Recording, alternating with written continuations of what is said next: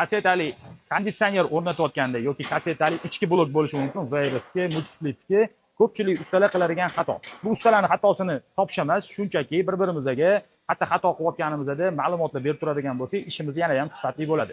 Bilganlar uchun eslatma, bilmaganlar uchun ma'lumot. Konditsionerni pompasidan chiqayotgan suv tepaga qarab ot beradi va tepaga otilgan suv pastga qarab ketishi kerak.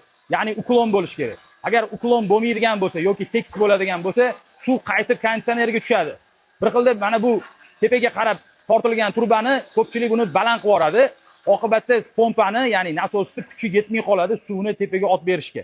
Shuning uchun buni hammasini o'zini instruksiyasi bor. Har bir konditsionerni modelida pompasi qancha suv ot berilishi yozib qo'yilgan bo'ladi. Ana shu instruksiyaga muvofiq qilinmasa, suv qaytib tushadi va konditsionerdan suv oqishi boshlaydi.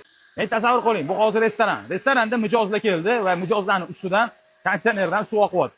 Bu albatta juda ham xunuk va juda ham obro'ga ta'sir qiladigan holat. Shuning uchun iloji boricha sifatli qilishga va konditsioner o'rnatishda drenaj sistemasiga e'tiborli bo'laylik.